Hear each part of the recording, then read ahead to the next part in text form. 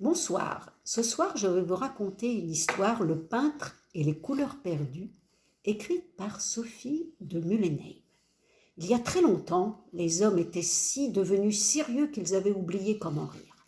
La joie avait quitté leur cœur et le monde était devenu triste. Les couleurs avaient disparu, laissant la place au noir et au gris de la poussière.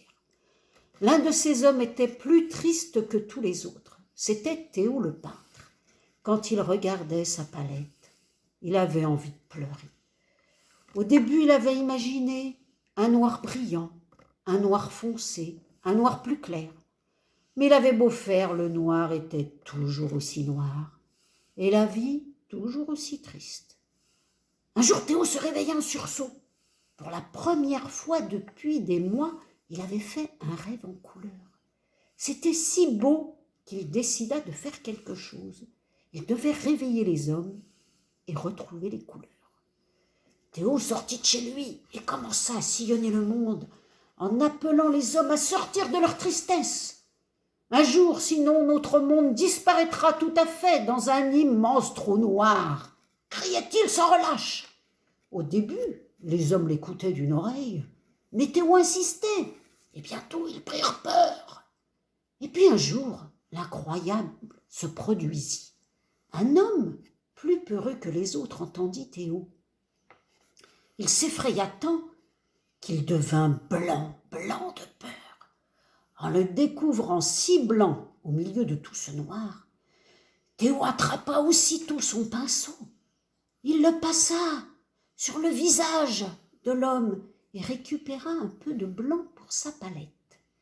Dès lors, Théo commença à pousser du blanc çà et là sur le monde. Il redonna aux hommes des dents blanches, aux grands-pères des cheveux enneigés, aux moutons de la laine immaculée, aux pâquerettes des pétales lumineux. Théo était heureux, le monde redevenait beau. Après quelques jours, Théo voulait toujours plus de blanc.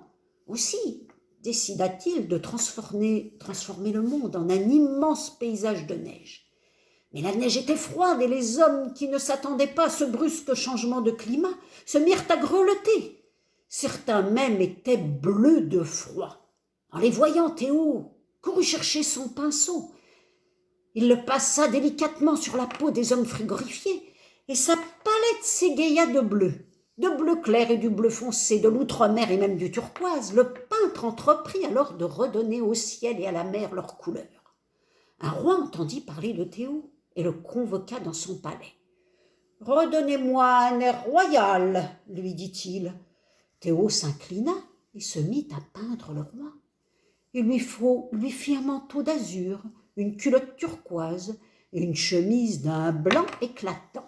Et comme il trouvait que tout ceci n'était pas encore assez royal, il lui peint les cheveux en bleu roi.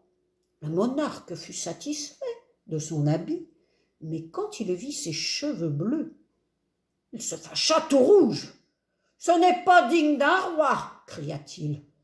Loin de se laisser impressionner par la colère royale, Théo attrapa vite avec son pinceau un peu de rouge sur les joues rubicondes du roi. Le monde reprenait à peu près des couleurs sous le pinceau merveilleux de Théo. Les cerises retrouvèrent le rouge gourmand et les coquelicots leur robe écarlate. Les jeunes filles redevenaient belles avec des yeux bleus, des dents blanches et des lèvres carmin. Puis le peintre commença à mélanger les couleurs.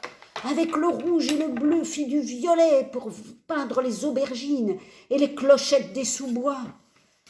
Avec le bleu et le rouge, il créa toutes les nuances de rose pour colorer les fleurs, des cochons dodus et les joues des enfants. Quelques-uns pourtant n'appréciaient pas ces changements. C'étaient les arbres. Théo avait bien repeint les cèdres bleus du Liban et les hêtres pourpres, mais tous les autres attendaient leur tour et s'impatientaient. Hélas, Théo avait beau tout essayer. Avec du bleu, du rouge, du blanc, il était incapable de faire du vert. Alors les arbres regardaient le monde d'en haut. Ils devinrent même un peu méchants. Ils se moquaient des oiseaux aux plumes roses Il ricanait devant les vaches violettes et blanches. Il critiquait le travail de Théo. Un jour, une biche blanche se promenait dans la forêt. Quand elle entendit des rires fuser autour d'elle, « Une biche blanche, c'est ridicule !» se moquaient les arbres sombres. « Tu aurais mieux fait de rester noire !» La biche vexée se redressa. « Vous êtes jaloux !» leur cria-t-elle. Les arbres sursautèrent sous l'insulte, puis baissèrent la tête un peu penauds. La biche disait vrai. Ils étaient jaloux. Pire encore, ils étaient verts de jalousie. Théo n'était pas rancunier. Vite, il ajouta du verre à sa palette et peignit tous les arbres de la terre. Désormais, il ne manquait plus que le jaune dans le monde. Comme il ne parvenait pas à en faire sur sa palette, Théo proposa au soleil de changer de tenue. Il mélangea le bleu, le rouge, le vert et obtint du marron auquel il ajouta du blanc. Puis il peignit le soleil avec ce beige crémeux. Le bel astre brillait moins que d'habitude, mais comme personne n'osait le vexer, tout le monde le félicita pour sa couleur. Sous cette explosion de compliments, le soleil se mit à rire un peu gêné. Ce n'était qu'un rire minuscule, mais c'était le premier rire du monde depuis bien des années. Le rire du soleil se répandit alors comme une traînée de poudre. Il fut repris par des milliers d'hommes, et même par les animaux. Il grandit et s'amplifia, et il alluma des étoiles dans les yeux des enfants, fit briller le sourire des femmes. Avec ce rire immense, la joie revint enfin dans le cœur des hommes. Le noir disparut tout à fait. Le monde retrouva sa lumière.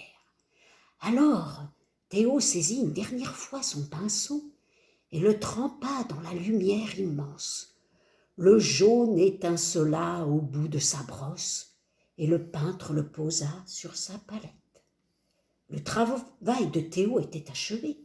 Le monde était retourné à la vie et le peintre passait ses journées à peindre. Pourtant, quand il regardait ses toiles, il lui semblait qu'il leur manquait toujours quelque chose. Il n'arrivait pas à comprendre pourquoi, mais il n'était pas satisfait. Et une nuit, Théo fit un drôle de rêve. Un rêve tout noir. Alors le peintre se leva d'un bond, courut à sa palette et y ajouta un peu de noir. Les couleurs étaient au complet maintenant. Il pouvait peindre sans se tromper toutes les merveilles du monde. Et voilà, une belle histoire pleine de couleurs. Merci beaucoup Sophie. Et les enfants maintenant, il est temps d'aller se coucher. Bonne nuit et à bientôt.